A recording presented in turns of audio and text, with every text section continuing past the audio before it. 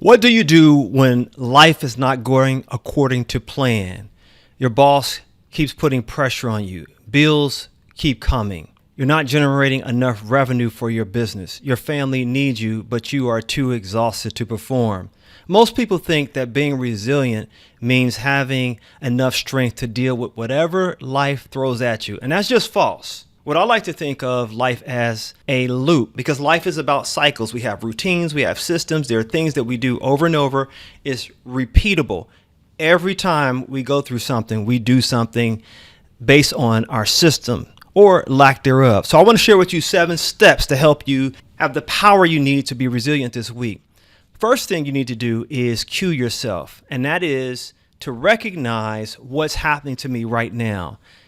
Be honest. Acknowledge the pain, the feelings, the things that you're going through. Are you defensive? Are you angry? Are you sad? You know what you're going through. Acknowledge them. Sometimes resilience begins with simply recognizing that you're no longer responding to the situation. You're reacting. And you can't change without recognizing what's happening. Number 2, pause. This means regulate. Don't make your most important decision based on your feelings. A lot of people do this. They react to a lot of things and they don't take the moment to pause or slow down and step away if necessary. It's okay to pause. People will be tripping on you, speaking crazy, doing things that are irrational. The situation may be chaotic. Pause. You don't need 30 minutes to meditate. Sometimes you need 30 seconds of intentional breathing before you respond to a phone call, email, or someone's crazy conversation. The pause creates distance between the trigger and yourself. Number 3, reframe. I love this. This is about changing the story. Now ask, what story am I telling myself in this situation? This is important because we all live according to the stories in our head. Here's how stories go throughout the day. Your boss says, we need to talk. Your mind says, I'm in trouble. Your business has a bad month. Your mind says, I'm failing. Someone criticizes your work. Your mind says, they don't respect me. But here's the question. Is that the truth or is that the story you're telling yourself? Reframing doesn't mean pretending everything is fine. Let's be for real. We're human. I hate toxic positivity. It means looking at the situation from a perspective that gives you options instead of limitations. Number 4, choose. Control what you can. This is the reality of our world. You can't control everything, and God forbid, you can't control people. Choose. What can I control? What can I influence? What do I need to create? What do I need to release? You may not control your boss. You may not control your company. You may not control another person's behavior. You may not control what happened yesterday. But you can control your next decision. Resilience grows when you stop spending your energy trying to control what you can't control. Number 5, act. Take the next step. A lot of people miss this point here. You got to take the next step. Now it's time to act. Not solve your entire life. Forget that. That's too much. It's overwhelming. Just today, tomorrow has another story that you got to deal with, another problem.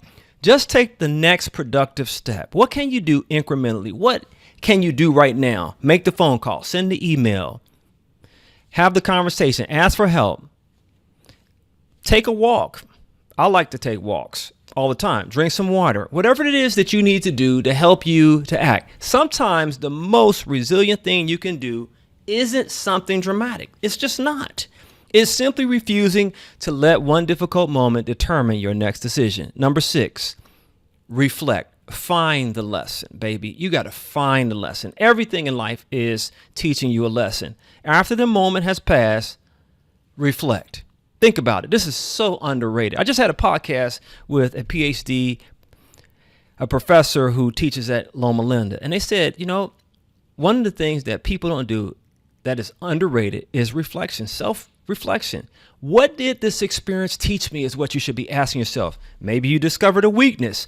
Maybe you discovered a strength. Maybe you learned that you need better boundaries. Yeah, we need better boundaries, baby. Maybe you learned that you need better communication. Maybe you learned that you were carrying something that wasn't yours to carry in the first place. Wow, that's a revelation. Don't waste your adversity. Extract the lesson. So everything is teaching you something, because experience doesn't automatically create wisdom. Here it is. Reflection does. Number 7, reset. Restore your capacity. I love this. I love this. You got to rest. Resilience isn't just about pushing harder. This is the mistake we all make. Sometimes resilience means recovering, sleep, exercise, prayer, whatever you do, time with your family, silence, laughter, connection, stepping away from the screen, baby, right?